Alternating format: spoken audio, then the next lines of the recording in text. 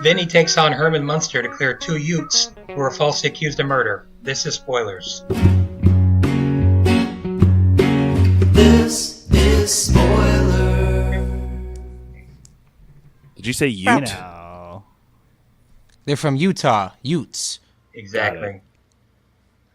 All right. Hey, everybody. This is Brett. I'm hosting the show this week from Fort Wayne, and we are doing the movie My Cousin Vinny, which I love. I guess we'll find out if everybody else does, or at least likes.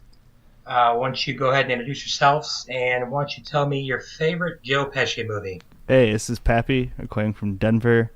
Brett, I just want to say sorry that everyone got real disappointed when you won on the South Park episode. Oh, you mean the 8 seconds of silence?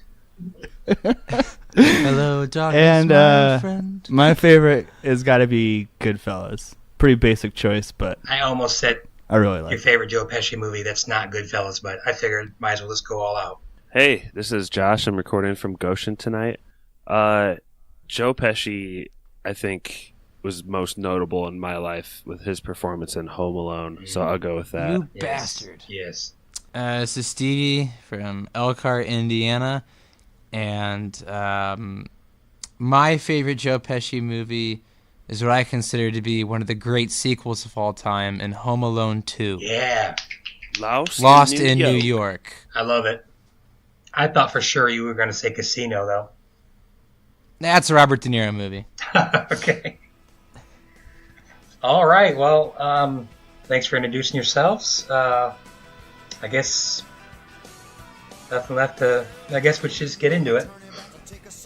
So, I don't usually like to do this, but I kind of felt the need to go through like the beginning part, because if there's one thing I'll give you with this movie is the beginning kind of drags a little bit. So there are two opening characters, are Billy Gambini and Stan Rothenstein. Stan, not Stan. And they're going from New York to UCLA, and they're going through, you can kind of tell it's Podunkville. I'm not naming it. Pig's Knuckle, Arkansas. Yeah. So they get to Alabama, and you can tell right away, as everyone who's been in college knows, that you don't have a lot of money when you're in college. So they stop off and get some food. And Billy, who is played by, who else? Karate Kid. Ralph Macchio. 2 Movie Club, baby. Oh, is it 2? Just 2? Oh, what a crime. Congrats. We gotta do Outsiders next. That is a pretty good movie. It's pretty intense, though. Can't believe they read that in junior high. So Billy accidentally puts a can of tuna in his coat pocket. Doesn't mean to do it, but that kind of leads to... Well, actually, it doesn't really end up leading to much, but... Well, because, Brett, we went on some... We didn't do like a cross-country trip together, but we went on a lot of trips together in college, and God knows, like, if you don't get tuna, like... Tuna. We should get tuna. You always have to get a can of tuna. It always kind of makes you mad that they have no money and they're buying slushies and crap like that. But they're being cheap on the refills, though. What I don't understand is, like, why they're going from New York City to Los Angeles, like UCLA. So why are they going south? Why are they going through Alabama? That doesn't even make any sense. I'm not good You at... can't drive through the Rockies, man. Yeah, I'll take your word for it. I'm not good at geography, but I don't know. Maybe just taking the scenic route. Wouldn't you cut through Indiana on that trip? Wouldn't that be quicker? I gotta think. Yeah, I gotta think staying up by the in Great the Lakes is diagonal. way quicker, but I just don't know. Yeah. I'm surprised it's not like Pennsylvania to a... Ohio to Indiana. I think that'd be the quickest way. I'm surprised... Maybe they were just lost. I'm surprised that doesn't come up, because it seems like when they retrace their steps in a murder mystery, Yeah, they would be like, where are you coming from? Why did you swing all the way down? exactly. Oh, that's a good point. Never thought about that. The only thing I can think of is because they're so cheap, because like gas is way cheaper in the South. That's the only thing I can think of. Yeah, but you're adding like an extra 800. I mean, That's if true, you're so driving it'll through balance Texas, out. You're screwed. So I don't know. They're not smart boys. I think that's an important part of Well, the plot. yeah, but they just got they're going to their masters from everything I read. So they're driving along. It's for some reason in Alabama, and they have 50s creeping up on them, and they immediately think it's because of the tuna. And here you get to kind of maybe one of your unrealistic points of they're in jail for a long time and don't know what crime they have. committed. Hello, Bill. I'm Sheriff Farley. Hi.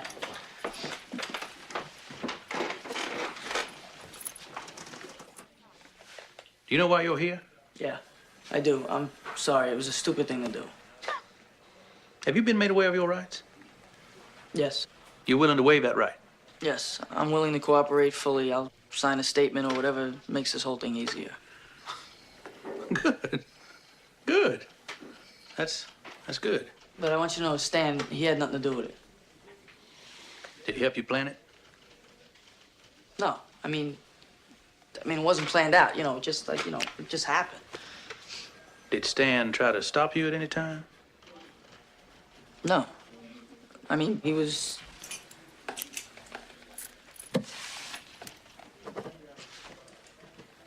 Why, is that a big deal? Aiding and abetting. Aiding and abetting? What is that, a major thing? Oh, yeah. Yeah. Aren't you supposed to be told immediately why you're being arrested? Yes, that's one of the things I read, that they'd have to tell you some habeas corpus law or whatever. Yeah. Wow. But again, it's in the script. So all that being said, they end up getting charged for murder and accessory to murder, which brings us to what I would call our two main characters, who are Vinny Gambini and Mona Lisa Vito, played by Joe Pesci and, oh my gosh, drawing a blank. Marisa Tomei. Marisa Bags Tomei. Respectfully, Oscar winner yes, for this performance. we'll get to that. Yeah. So, this leads us to Vinny's first appearance at the jail, and I was wondering, Stevie, if you could maybe explain the little miscommunication that Vinny and Stan have in the prison cell? I don't want to do this. Hey, I don't blame you. If I was in your situation, I'd want to get through this whole thing as quickly and with as little pain as possible. So, let's try our best to make it a simple in and out procedure. What's the matter? Relax. Maybe we should spend a couple of minutes together, to get acquainted before we get to it. What's wrong with you? I don't want to do this. But I understand, but, what are your alternatives? My alternatives? Yeah. To what, to you? I don't know. Suicide, death? Look, it's either me or them. You're getting fucked one way or the other. Hey. Lighten up, okay? Don't worry, I'm gonna help you. Gee, thanks. Excuse me, but I think a modicum of gratitude would not be out of line here. You think I should be grateful? Yeah, it's your ass, not mine. Oh, when he's talking about possibly being his bitch. Yeah. I'm not going to jerk you off. Yeah. It's kind of an easy thing to write, but I don't know. I feel like it kind of pays off because Vinny's super sweet. It drags super nice. on too, so it's even funnier because it goes on for a little while. And he starts to get madder and madder, and yeah, Stan Rothenstein's not my favorite character in this movie. He's kind of annoying, but I thought that was a pretty cool introduction scene. Well, I liked him a lot more than Ralph Macchio's character. Oh, yeah? You just hate the Karate Kid. You have a bias. I don't like the Karate Kid either. I know you guys butchered that movie. I know. I remember the review. Spoilers, Karate Kid. Check it out. I wanted to talk about the whole confession thing that you mentioned, Yes. though, Stevie, because that was the one part where I thought Ralph Macchio really, his bad acting showed when they're interrogating him, and he just keeps saying, "I killed a clerk" I shot or the something clerk. like that. I shot the clerk. I shot the clerk. Yes, when did you shoot him? I shot the clerk. It's a little cringy. Oh, when he's saying it as a question and they take it as a confession. I shot the clerk. Yeah, and I shot the clerk. I shot the clerk. I shot the shot the clerk. I know. I shot the clerk. I shot the clerk. So that's what you got? Just you thought his bad acting showed there, or just his lack of survival? You think it was bad acting or bad writing? Yeah, it's hard. This is kind of is this a Hayden Christensen thing where it's really hard to tell? I don't know. A little bit of both. Yeah, that's possible. The premise is just so ridiculous. I don't know if you put the best actor in the world in there, if it's going to be actually good. Okay, yeah. I guess we can go with that. Okay. I shot the clerk. It's also just a frustrating part because it seems like such an easy clear up. Oh yeah. All he has to say after that is, "Oh, I was asking that's what is that what you're charging me with?" Like, apparently he just lets that linger with his last words, and the cops take him away. Yeah, well, though the cop leaves the room, and it takes him like Case closed. 3 seconds. He gets a confession, so he leaves the room, and then he's like, "Whoa!" Yeah, so I think that's kind of how they rectify that situation. With the cop gets up and leaves the room. So Okay, I'll buy that. yeah, and Billy's a little slow. We've kind of established that, and he's driving through Alabama to get to California. So Driving south. It's in character for him to be a complete dumbass at that point. well, I think their next stop was Florida, and then back up to Maryland before they hit the West Coast. So we get to a scene that I thought was kind of funny and at least kind of sets the stage is when they're kind of vetting Vinny, and they're super pumped to have a lawyer, and then they kind of get more and more devastated when they find out that took him 6 times to pass the bar, and that he's just a personal injury lawyer, and he's got no trial experience, and he's just kind of a fish out of water there. So I thought that was kind of a nice little introduction. Then we get to a character that I think is really good in this movie, and I think he's a pretty good actor. We meet Judge Chamberlain Haller, who is Herman Munster, and this was actually his last film role before he passed away. But that scene where they kind of meet each other, and he kind of tricks the judge into letting him perform trial, which, I don't know what you think about that scene, but I thought it's actually one of my least favorite parts, even though it's really necessary with the story, is the whole Jerry Callow storyline. But it's also kind of realistic because you can't just go practice law somewhere else. Anybody have any lawyers in the family? Anybody have any My Cousin Vinny's or?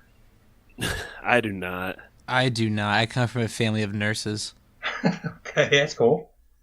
That's Sky nurses or?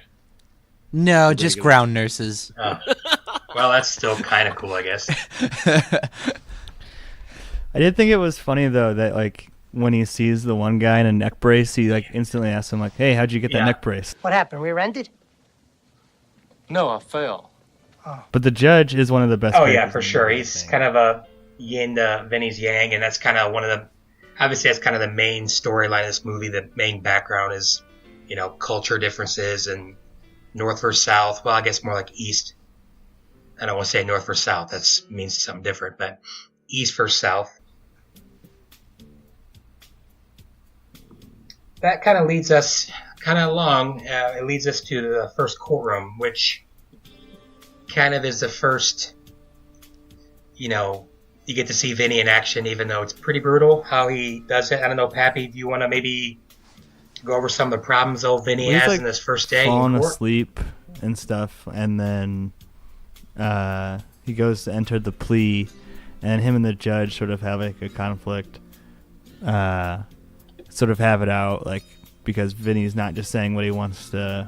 He's not just entering the plea. He keeps entering, saying all this extra stuff, and the judge ends up throwing him in contempt too. He just starts off by saying I think this is a simple misunderstanding. You see? Yeah. Doesn't he also have the wrong attire day one too?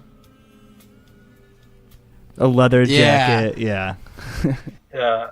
Judge actually gives him a book, and I was reading a little bit about the Alabama Bill of Rights or whatever, the Constitution, and it's the longest Constitution in America. So, oh jeez, it's 12 times longer than the actual U.S. Constitution. So, expects him to read that thing real quick, which not very realistic, but. And he gets pissed if Marisa Tomei tries to read it at all.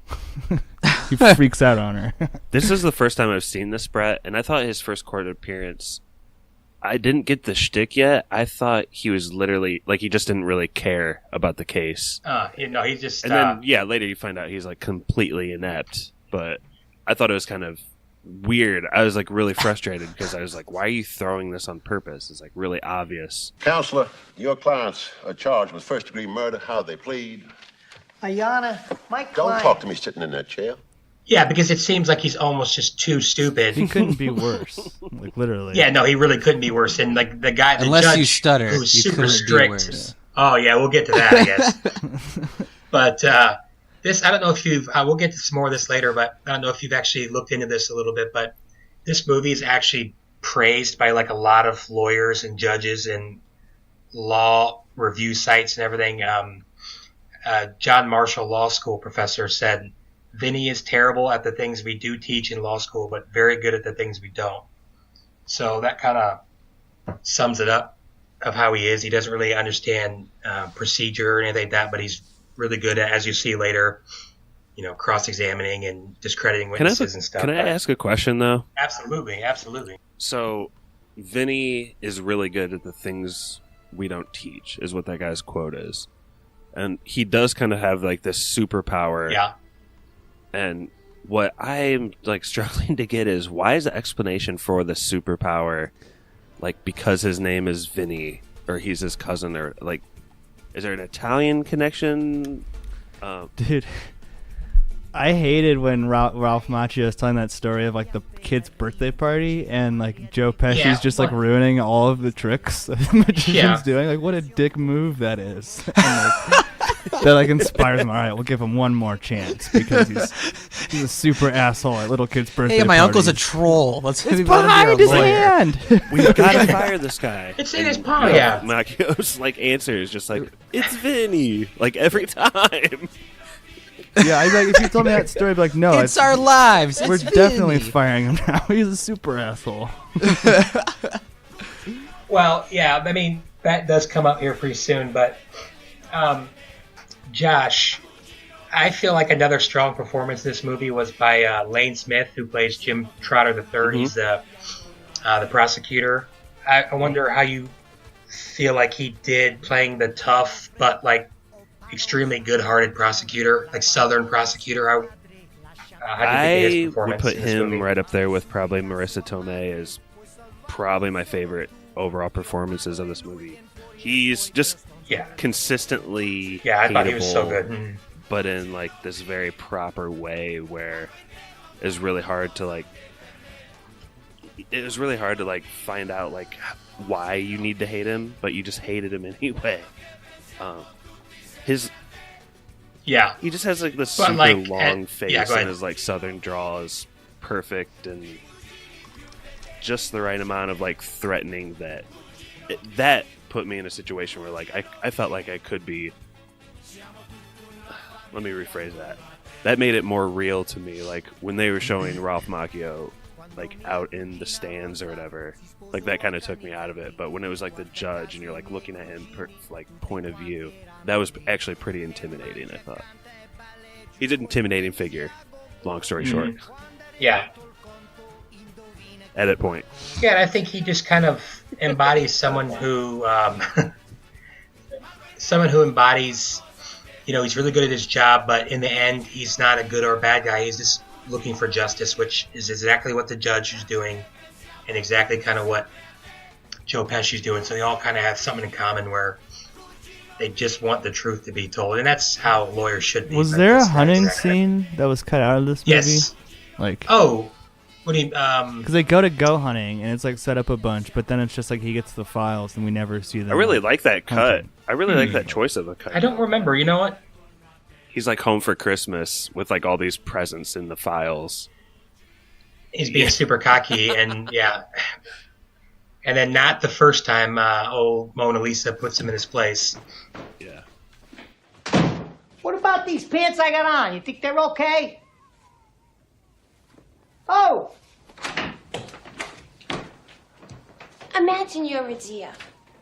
You're prancing along, you get thirsty, you spot a little brook, you put your little deer lips down to the cool, clear water. Bam! A fucking bullet rips off part of your head. Your brains are laying on the ground in little bloody pieces. Now I ask you, would you give a fuck what kind of pants the son of a bitch who shot you was wearing? Just to fast forward a little bit, Stan fires Vinny, but Billy gives him another shot, because, just 'cause he's on trial for murder, but old Vinny says, give me another shot. I can do this. Okay, all right. It's Vinny. It's me. So then we get to, I'll go ahead and ask the group on this one. What did everyone think of the scene with John Gibbons, the public defender, the first time? Yeah, I thought he was absolutely hilarious. This is how long it took him to get through what should have been seconds of speaking. Just took him forever.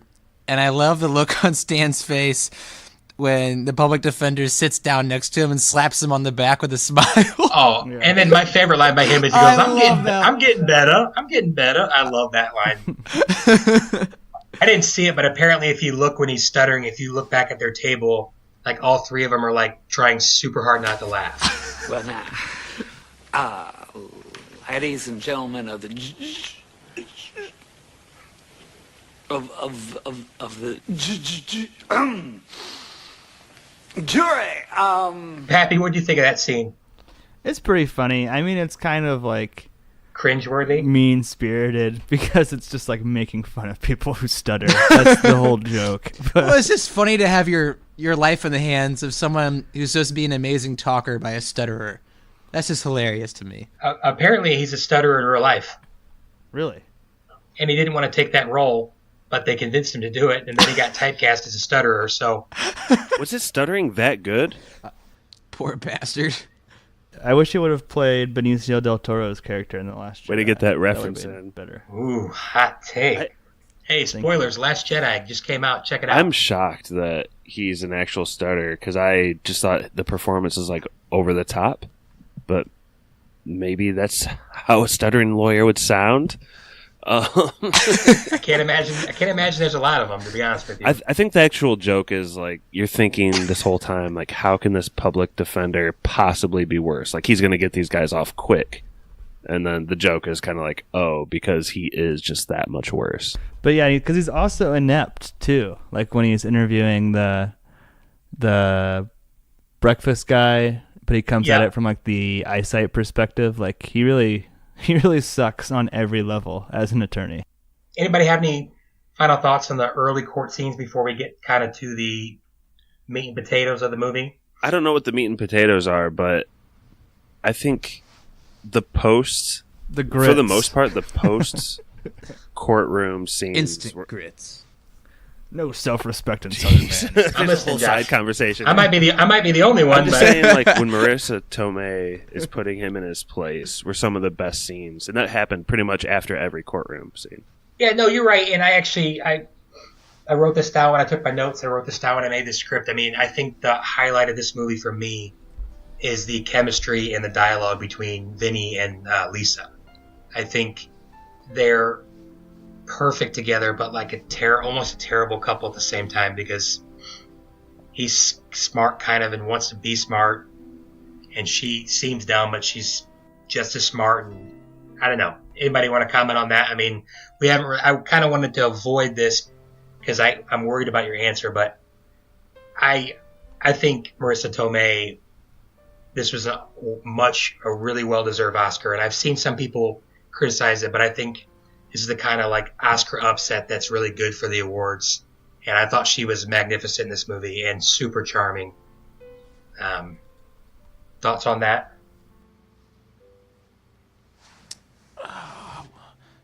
Who'd she go up against that year? That's a good question. Somebody go and I'll look it up. Yeah, well, there's some rumor too that like Jack Palance, who handed out the award that year, was drunk and wrote out the wrong name, and then there was like some big cover-up. I'm here to present the first award of the evening. The category is Best Actress in a Supporting Role, and the nominees are...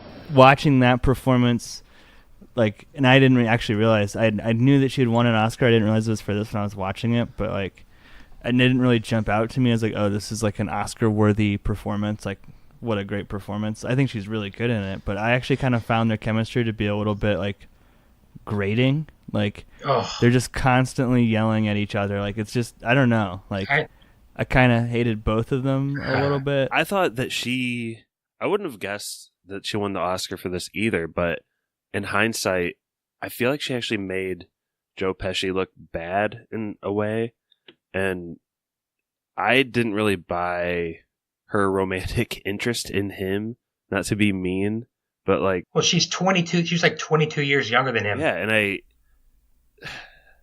as good as he is in the comedic portions of this film, him as a romantic wasn't my favorite part. So they had good chemistry when they were arguing and they kind of clicked, but I didn't like seeing them smooching and getting all lovey-dovey. It was a tad odd to see her with such an older, seasoned man.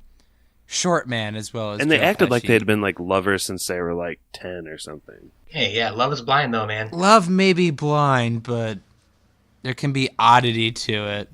Marisa Tomei isn't blind. Yeah, she's fine as wine in this movie, and Joe Pesci, I don't know, but I didn't buy the romantic interest either, but she definitely, she was definitely a bright spot in this movie, so I, like other people, am surprised that she won it for this movie. There's one thing I forgot to mention, and that is that this is one of the few times in the history of Academy Awards that 5 foreign actresses were up for the same award, 4 English and 1 from Brooklyn. And for the best performance by an actress in a supporting role, the Oscar goes to... And the Oscar goes to Marisa Tomei in My Cousin Vinny. Well, and like their whole relationship too, like the sexual chemistry they have for the most like sexually charged scene is when they're like arguing torque about, drivers like, and stuff. Yeah, and it's just like I don't know, like I didn't really find that to be super charming or likable or make me care about them. And then like spoiler to jump ahead, like at the end, he literally like picks her up and carries her into the courtroom and like slams her down in the chair, like as a defendant. I thought Marisa Tomei would have it in her character to at least, if she thought she could help the boys, she would help, and that would like trump any personal beef she had with him. But she like straight up tried to leave instead of helping poor Karate Kid. What's up with that?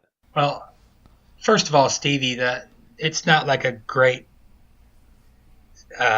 list of people, in my opinion, that she beat out. So maybe it was just a good year for her to be in there. That happens, and sometimes at the Oscars, there can just be like fun picks. And I think she's probably just one of those. I mean, like Whoopi Goldberg in Ghost. Yeah. I mean, she's really good in that movie, but like people are like, Whoopi Goldberg, really? Right. It's kind of weird to say Oscar winner Whoopi Goldberg or Oscar nominated Dan Aykroyd. It was like Vanessa Redgrave yes. was the favorite. Yeah, and then Miranda Richardson, Joan Plowright, and Judi Davis. I've only heard of 2 of those. Yeah, Marisa Tomei is the only one to survive that, so good on her. She's in a Seinfeld episode too, isn't she? Yeah, no, she actually has an arc with George Costanza. He has a huge crush on her. Yeah, she likes short, stocky, bald guys. And she likes him, but he's engaged, so he's she plays herself as Marisa Tomei. Yeah. Yeah, and that's cooler than when. And he's watching My Cousin Vinny. That's like the movie he watches because he's crushing on her. I think. Yeah, and Susan's always like, "Why are you watching My Cousin Vinny?" Yeah. Yeah. So they kind of do a rapid fire, which I actually kind of like, but he back to back, he picks apart the 3 witnesses. I don't know, Stevie, do you maybe want to highlight some of those scenes, or you guys all can go through each one or whatever? You got the grits guy. I'll go through my favorite, which is the grits guy. Oh, that's a great scene. Yeah, go ahead. You never heard of grits? Long story short, Joe Pesci's this guy's was pretty disrespectful to Joe Pesci earlier, and Joe Pesci's coming after him about how long it took him to make those grits. And I love that line of, what does he say? It took him like 5-10 minutes to make those grits? Instant grits? No self-respecting Southerner uses instant grits. I take pride in my grits. So, Mr. Tipton, how could it take you 5 minutes to cook your grits when it takes the entire grit-eating world 20 minutes?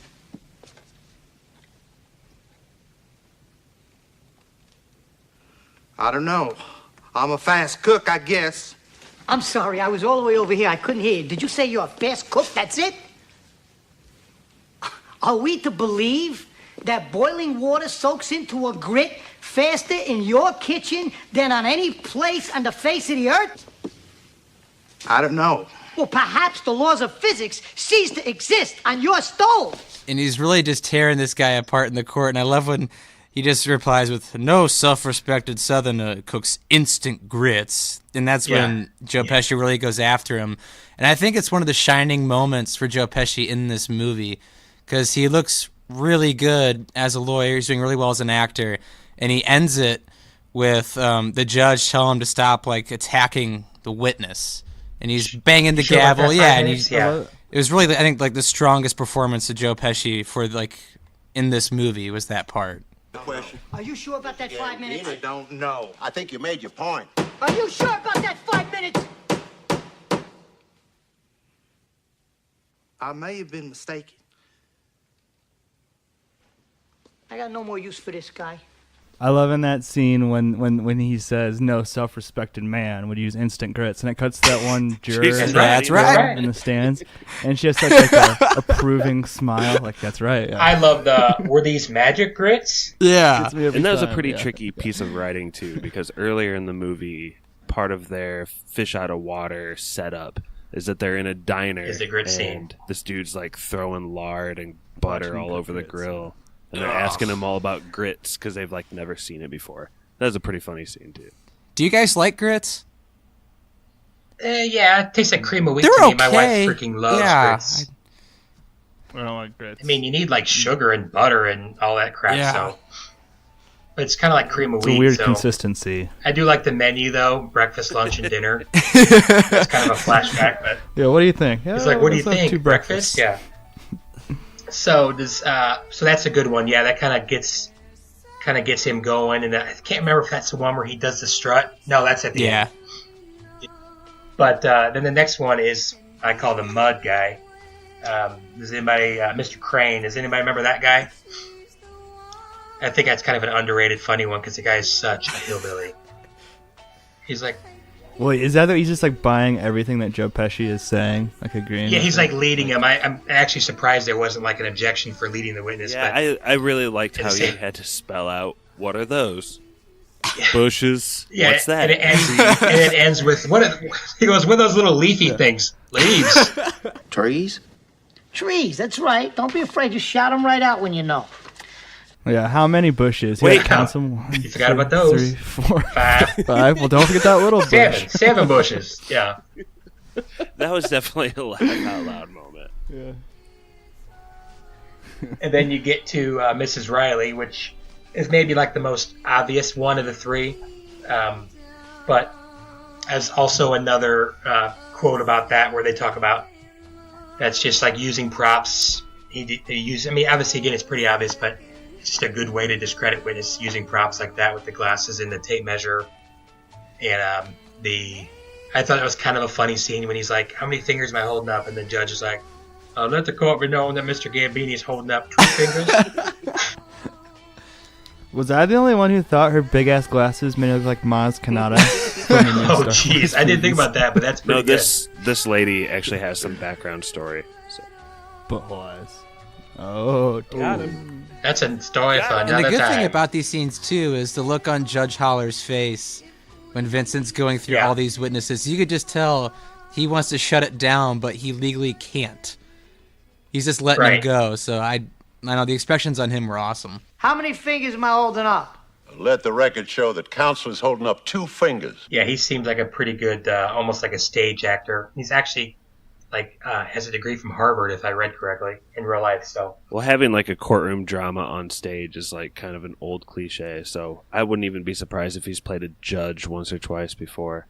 But before we move on from there, before they bring up the witnesses, Joe Pesci comes to court in a ridiculous outfit, and his when the judge calls him out on it, and his response about his whole explanation of what he's doing, that to me was Joe Pesci's finest moment and my biggest laugh out loud time too.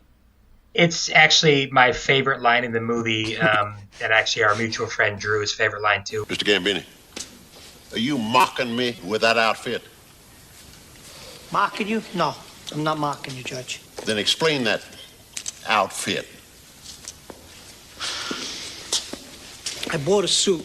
You seen it. Now it's covered in mud. This town doesn't have a 1-hour cleaners, so I had to buy a new suit. Except that the only store you could buy a new suit in has got the flu. You get that? The whole store got the flu. So I had to get this in a secondhand store. So it's either wear the leather jacket, which I know you hate, or this.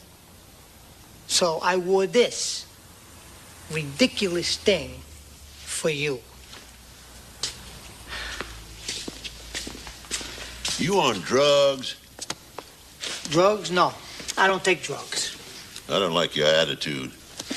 What else is new? I'm holding you in contempt of court. Oh, there's a fucking surprise. What'd you say? What? He comes dressed like a fucking maestro. So I wear this ridiculous thing for you. And he doesn't care at all about spending nights in jail and getting in contempt of court. Like literally, it gets to the point where every shot is him leaving the courthouse in the jail bus. That's only what ends the day every day.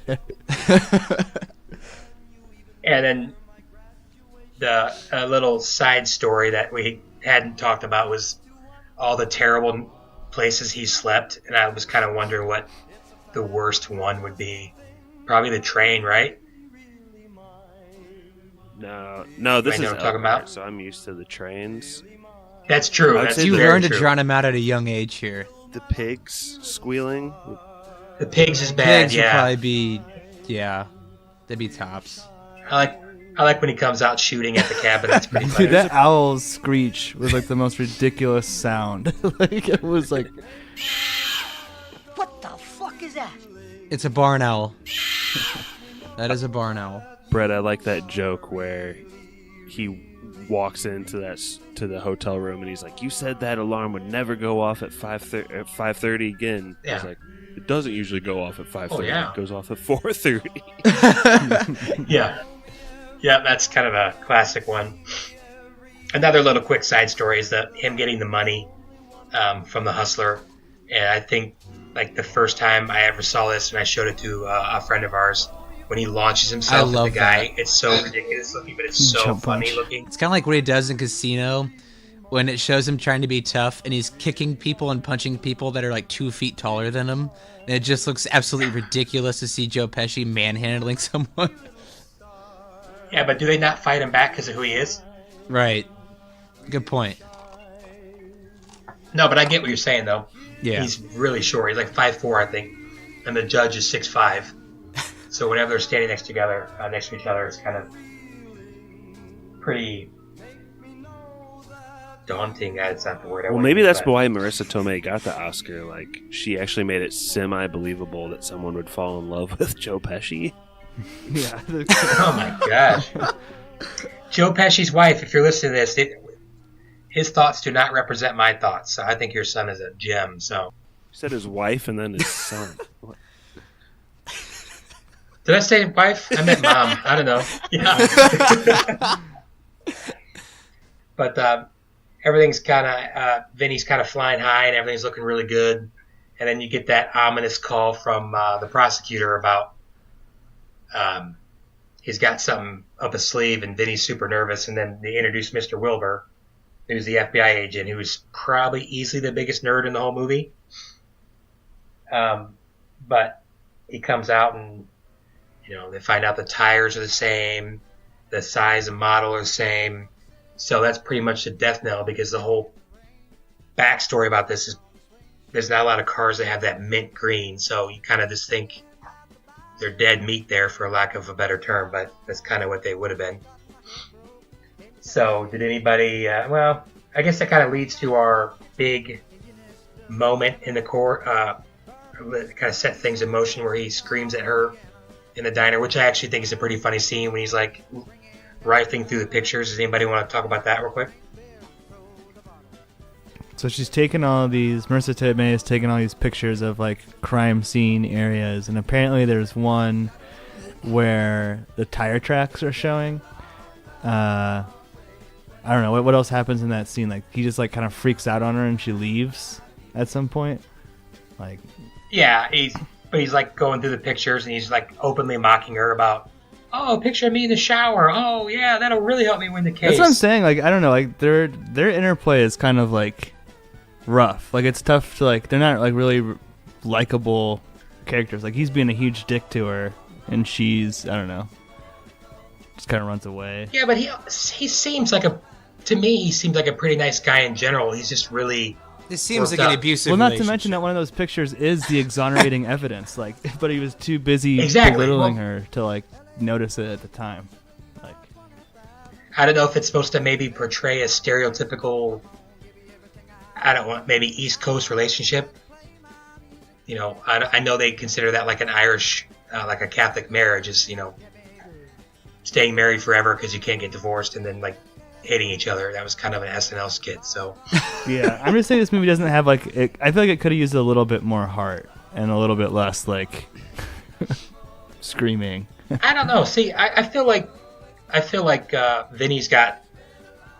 I don't know. I feel like he's got a decent heart. He just, all the times where he's mad, he's just really stressed out, and he's kind of embarrassed, and he really wants to prove himself, and he feels like a failure because he graduated from law school 6 years earlier and just got his thing. And I think, I don't know, we don't really know what he was like before or after, even though there is a book that was written that I'm going to have to read.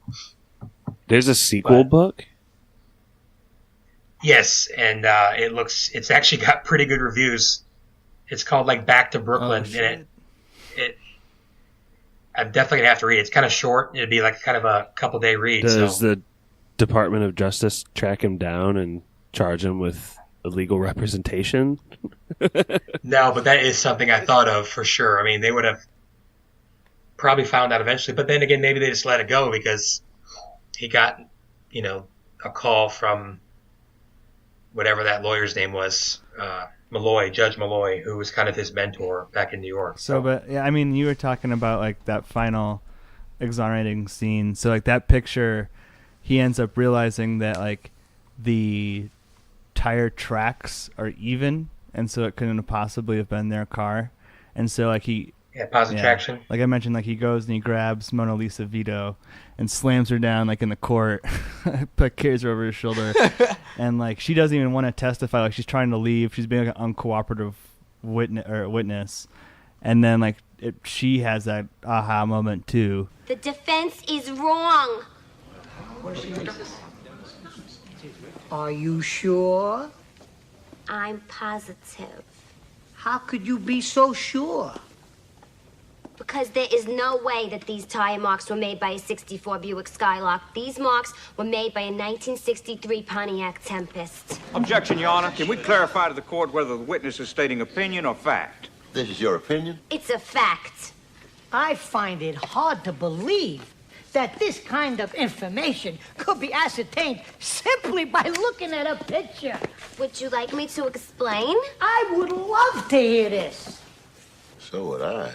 The car that made these two equal-length tire marks had positive traction. You can't make those marks without positive traction, which was not available on the 64 Buick Skylark. And why not? What is positive traction? It's a limited slip differential which distributes power equally to both the right and left tires. The 64 Skylark had a regular differential, which anyone who's been stuck in the mud in Alabama knows. You step on the gas, one tire spins, the other tire does nothing. And like basically like the movie kind of wraps up super quick. Like the DA drops the case. They have like a celebration scene, and then like Joe Pesci and Marisa Tomei get the fuck out of town like instantly. Like they just like drive off in their cars like from the courtroom. He can't get away roll fast. credits. Well, that's yeah. No, I feel like if I don't leave now, I'll never leave. Yeah. And then when the judge comes up, I love when he puts his hands up to get cuffed. Yeah. But we kind of like fast forwarded through that, but that finale when she's on the stand is like by far my favorite scene in the whole movie. When they like voir dire her with the trick question, and then the whole and examining her. I mean, that's my favorite part of the movie. That's the scene that I've heard most people, quote or point to. Technically, though, if I read correctly, that if she would have left and they couldn't have found her, Joe Pesci could have made himself, could have put himself in the stand, and he could have said all that stuff anyway. But not with as much flair. It's a Exactly. VCR 2 series 6-cylinder and a 6-string. That was good. I don't know. I love that whole scene, but I think she's really charming in that scene. And Judge likes her, too. They all kind of like her. She's cute, too, huh? Sure, yeah. Then, again, the kind of rapid fire. They put Wilbur back on the stage, and then, Vinny. Again, Vinny knows all this stuff right away, so he has the sheriff call and look for a 63 Pontiac Tempest, because like Pappy said, that picture kind of just opened up his eyes to what happened. And I'm surprised Vinny was able to pick knows up on that, though. Like, he's not the car expert. yeah, but he knows cars. Yeah. He knows cars too. That's like a really... Yes, that's very advanced. But yeah, I mean, Pappy kind of went through it, and I actually wrote charges dropped right off in the sunset. So.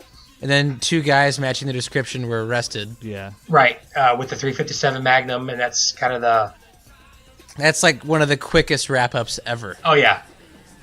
And I think I love when like Josh mentioned earlier, when the DA is like, the state would like to drop all charges. It's kind of charming, and he's almost super happy. I wish it would have ended like Grease, where the car like flies off in the sunset. That would have been awesome.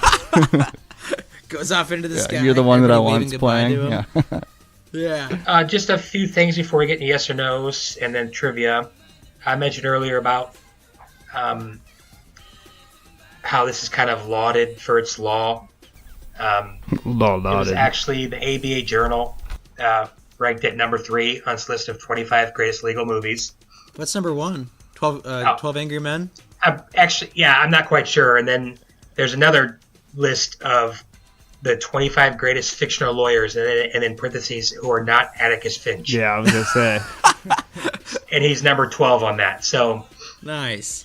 It's just, they kind of praise him about. They actually tell people, and apparently they use this sometimes to teach people how to do stuff and how to just because it's more realistic. Not every law movie the lawyer's crisp, and every mistake they make the other lawyer just pounced on them. But they kind of want to show that this is not exactly how it goes, and lawyers make mistakes, and there's learning curves, and it's kind of uglier than you see in movies like, say, Few Good Men, or I've actually never seen To Kill a Mockingbird, but apparently Atticus Finch is like the biggest baller ever. So has anybody seen that movie? Yeah. Yeah, I've seen it. Yeah. He stole the Oscar from Peter O'Toole that year, though. Should have been Lawrence of Arabia. I think everybody stole from Peter O'Toole over his lifetime. So he won Best Actor over Peter O'Toole. Yeah, what's Atticus? Who played Atticus Finch? I don't remember his name. Gregory Peck? Gregory Peck. Yeah. Mother Pecker. Yep. So I guess we got to... Oh, one thing real quick I wanted to add. I know none of us are lawyers, but when the prosecutor brings in Mr. Wilbur, and then Joe Pesci's kind of freaking out, and he goes up, and he makes this whole great case. It's like the best he's talked during the whole movie about this is an expert witness, and he'd love a day to, gather evidence and all that stuff. And the judge was like, that's a great point. Motion denied. You guys know what I'm talking about? Mm-hmm. I was reading from like actual lawyers on Google and IMDb, and they were like, that is just a terrible, terrible mistake that the judge could have made right there, because that is a very reasonable request, and him not giving him that 24 hours to do some research could have easily opened them up to an appeal. That's such a weird. It's such a weird plot point, because they established that they acknowledge the rule, he's got to give me time, but then over and over again, they don't do that. And Marisa Tomei is brought up as a surprise witness. Yeah, and there's supposed to be the judge says it all throughout the movie about, we're strict right down to the law here, and I don't know how you do law in New York, but we don't do that here. So just kind of interesting. I mean, again, it's not a huge thing, but that's something that easily could have led to an appeal that those two could have won. So anyway, let's go ahead and get to our yes or no's. I won't drag this out any longer. Why don't you go ahead and start, Pappy? Oh, it's a... The other Pappy. I'll give it a soft yes. I thought I laughed a couple times. I don't think this movie needs to be 2 hours. And like I said, it's kind of surprising that it's an Oscar-winning movie, but it's a solid comedy. I think some of the like I said, some of the interplay between the characters is a little bit grating, but it's like meant to be that way. I just wish there was a little bit more heart between Joe Pesci and Marisa Tomei that wasn't like fighting foreplay. But I'll give it a yes. Soft yes. Flaccid yes. Okay. Stevie? Yes. I enjoy this movie quite a bit. I think it's funny. Anytime I see it on television, I will keep it on that channel. I don't seek it out all that often. Went for the pod, I probably wouldn't have watched it this year, but this is a yes for me. It's highly enjoyable. This is your year to break the streak. And yeah, this is my year. You're welcome, Stevie. Thank you for that. But yeah, this movie really makes me laugh a lot, and it's a solid movie, so I'll give it a yes. Josh? Yeah, it's fun to see Joe Pesci in a role that really centers around him. I have some problems with this. I mean, I don't care about the law aspect and if it's realistic or not. And maybe they show this to budding lawyers, but it didn't come off all that believable to me, to be perfectly frank. Pappy already hit on, it's a little bit too long for like the substance that's actually in it. Honestly, this movie is a no for me, but I'm giving it a de facto yes because I just want my Last Jedi no to sting that much more because I don't give out that many no's. So this is a yes for me. Okay. Backhand. That's a backhand. I'll call Joe Pesci and let him know you gave him a de facto yes on this movie. So I'll call his wife mom too. His wife is his mom? No, I just That's the stuff that Pappy likes. Oh yeah. MILF lesbian teen. Well, it is Alabama, teen so lesbian. maybe. Ex-hamster. Alabama, maybe. Just kidding, Alabama. We love you. Just Right. like This was a movie that gave right. me several laugh out loud moments, and you made me watch it in college, and I fell asleep by no fault of this movie's, and I blamed it on that for a long time. Like, it's a pretty good movie. I stick by my yes. I'm sorry, Brett. That was very... Well, why couldn't you just say it was a soft yes instead of saying it was a no, but you're going to give it a yes De just so the facto. Star Wars stings Because that's a little really more. funny. So let the record... Strike that from the record. Let the record show that Josh gave it a soft yes and edit that other nonsense out. Legal talk. I'm just kidding. That's fine. I understand. I'm definitely going to... Obviously, I give this a yes. This is actually one of my favorite comedies. Totally, I said it early on in the movie, in the pod. This movie could easily lose 20 minutes, and as Stevie likes to point out, it's on TV a lot, and they take... Actually, I believe they take a lot of that stuff out. Yeah. The beginning, I mean, I don't know quite how they could get rid of some of the stuff they do, but it's because it's just a really long setup, and it kind of... But yeah, they don't need to show them driving around for 7 minutes before they stop at the gas station. You know, it's some fat they could have trimmed from this movie, but I don't know. I think it's great. I think Marisa Tomei's awesome. I think Joe Pesci's good. The prosecutor, the judge, I just think there's a lot of strong performances, and I give it a definite, Viggo Mortensen watching Basic Instinct solid yes. So that's what I have to say about that. So I guess that makes it 4 yeses, 3.5, whatever you want to call it. And then trivia. So it's preserved. Yikes. Preserved. It's preserved. Movie. Preserved. Hey, I know what the food is, obviously. Grits. Grits, al dente. Oh. It's more like 5. It's like instant grits. There's a lot of soft grits? yeses in there. What does al dente mean? I don't know. I have no idea. Neither do I. So I have a list. Cooked so as to still be firm when bitten. So this was a al dente yes for you, Brett. Firm. There we go. Should I send this list on the Skype message or GChat? GChat open. Go GChat. Okay. Send it on Twitter. Okay, so I have 9 what people would consider courtroom movies, and it's going to play Pappy's game, which is called... Sort this shit out. Yes. And we're going to go from lowest box office to highest. And I know Stevie's going to ask domestic or blah, blah. So I think it's just domestic. Okay. Sounds good. Adjusted for inflation or not adjusted for inflation? He's doing it. He's doing it. Leave him be. Not adjusted for inflation. 1, 2, 3, 4, 5, 6, 7, 8, 9. Yep, there's 9 right there. Let's see. Who won most recently? Probably Pappy. He's the Did king. I? So now let's see. Stevie did The Gray. Yeah, He I did did South Park last week. So Josh is probably... So Josh, go Josh, Stevie, and Pappy. You're going to go from 9 to 1. From last? Yes. Okay. Last, I will say Michael Clayton.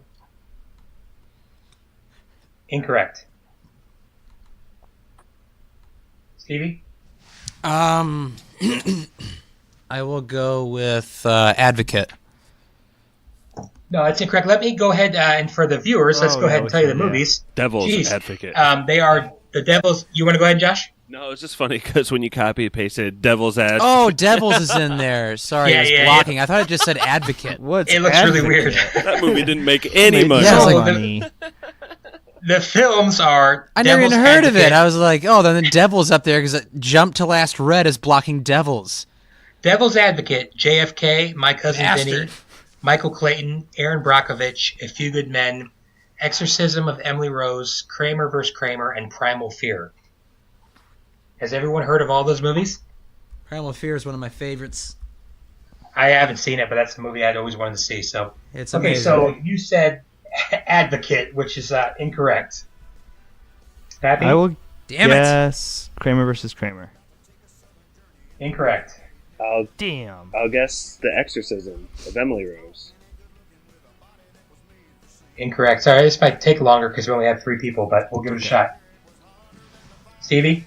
My Cousin Vinny. Yeah, that's correct. Okay. Wow. My Cousin Vinny. Kramer vs. Kramer. Incorrect. Damn it. My Cousin Vinny, Primal Fear. Incorrect. My Cousin Vinny, Michael Clayton. Correct. Then Exorcism. Incorrect. My Cousin Vinny, Michael Clayton, Aaron Brockovich. Yeah, that's incorrect. My Cousin Vinny, Michael Clayton, Primal Fear. Correct. Ooh. All right, let me make that. Hey now. Hey now. Hey now. My Cousin Vinny, Michael Clayton, Primal Fear. Kramer versus Kramer. Correct. My Cousin Vinny, Michael Clayton, Primal Fear, Kramer versus Kramer, Devil's Advocate. Incorrect. My Cousin Vinny, Michael Clayton, Primal Fear, Kramer vs. Kramer, Emily Rose. Correct. Ooh. Then I will say Devil's Advocate. Correct. Then I will say Aaron Brockovich. Incorrect. Okay. Got Oh, My that's- Cousin Vinny, Michael not good for Clayton, Josh. Primal Fear, Kramer vs. Kramer, Exorcism of Emily Rose, Devil's Advocate. What do we even have left? Yes. I will say Aaron Brockovich. Incorrect. My Cousin Vinny, Michael Clayton, Primal Fear, Kramer vs. Kramer, Emily Rose, Devil's Advocate, JFK. Correct. This is it. It's gonna be Pappy or Josh. Stevie's been eliminated. So now it's between A Few Good Men and Start back over. Exorcism of Emily. No wait, shit. What's it between? Woohoo! Get him rattled, Josh. Lucky Snap's going. Oh, snaps! And Aaron Brockovich, right? Okay. So My Cousin Vinny, Michael Clayton, Primal Fear, Kramer vs. Kramer, Emily Rose, Devil's Advocate, JFK, and then I'll say A Few Good Men. And next movie will be picked by Pappy. Aaron Brockovich. And number one? Woo! I did all the heavy lifting there. That was close. You did. Well, Pappy ended up with the most, but yeah, you got it down. Did he? You got Pappy. Did got Stevie 1, 2, get 3, any? 4, 5. Stevie Hey, I got the first original. one. What's the hardest one to get? Geriatric Josh got bastard. 3. Geriatric bastard to keep your liver spotted hands off my mother. Is that Yeah. the same person as your wife? Or? Who's better, LeBron James at basketball or Pappy at spoilers trivia? Pappy. Pappy. But not Jordan, though. In the entire Not Infinite Jordan. Universe, LeBron's not even that good at basketball. I just blew your mind. He's the Ryan Johnson of directing. Hey now. Hey, now. Okay, so Pappy, are you gonna pick what you sent me today? I guess, hold on, Stevie. I guess we will give Pappy a few minutes to think of a movie while we kick it to Spoiler Man. Twitter.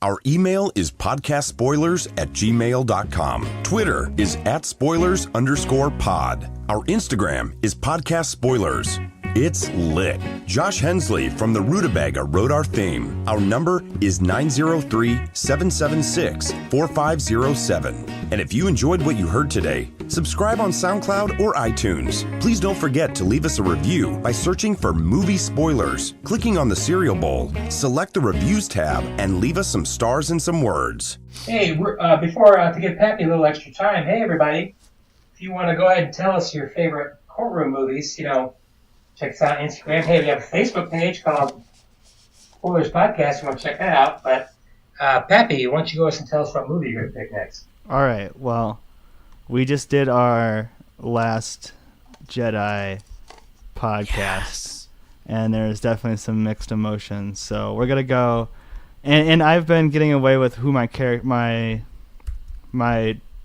steez is on this podcast, which is the '80s guy.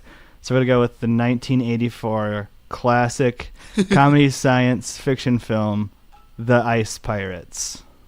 What? As he texts the group the poster of the Ice Pirates on G-Chat. What the heck is that? How are we going to find this movie to I'm just watch kidding. it? Look at the ice tray. Is that Look at Michael- the ice tray in the upper right-hand corner of the poster. Okay, so... Well, Brett, this is Wolftron playing underneath us. I know you like this track, right? Oh, yeah. I really, really like Wolftron. You should check her out, it out. WOLFMAN. No, it's not So pumped for the Wolfman. Ice Pirates. Josh, will you please spell it for us, please? Because I actually really do like this. So Wolftron on SoundCloud. Exactly Okay. how you would think it'd be spelled. cool, yeah, that's good stuff. I like. Is this a mix between Mad Max and the Warriors? Mixed with Gremlins down there? Sorry, we're looking at the poster. So, yes, anything else we need to plug? Let's get to it. Talk about? All right. Well, thanks everybody for tuning in to this episode of Spoilers. I hope you enjoyed it. And we'll see you next time. Thank you. Hey now. Hey now. What?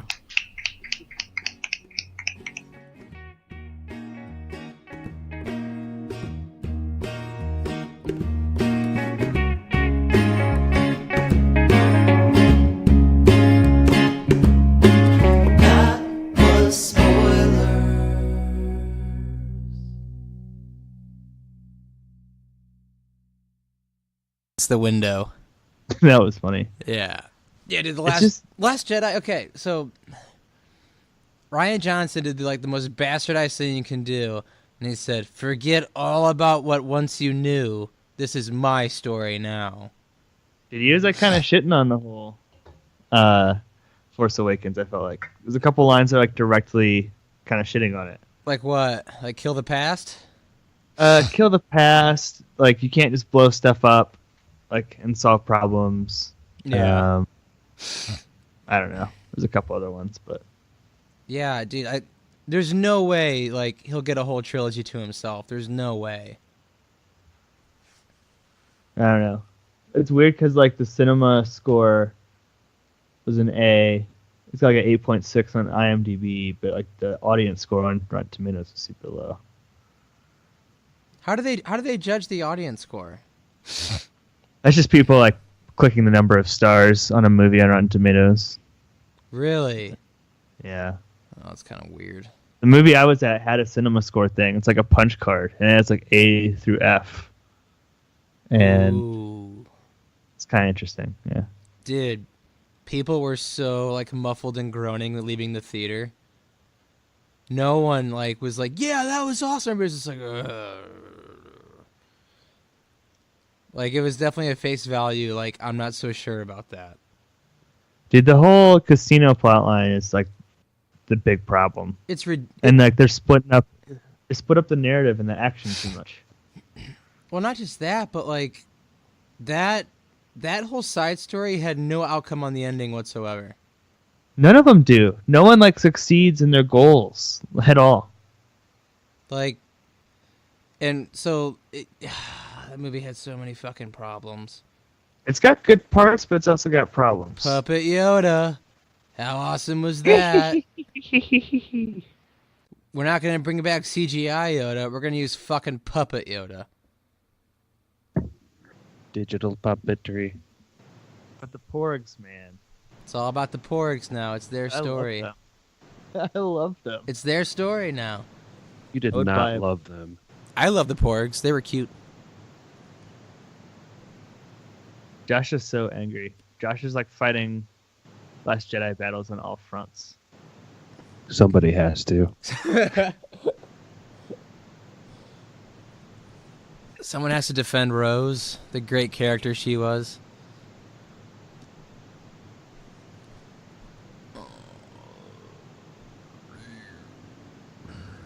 Waiting on the Red Letter Media review so impatiently.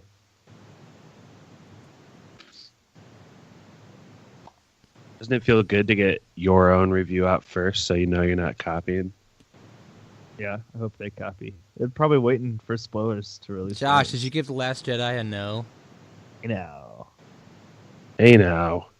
Hey now. Hey now. Hey now. Hey now. Hey now. Hey now. Hey now. That was Spoilers.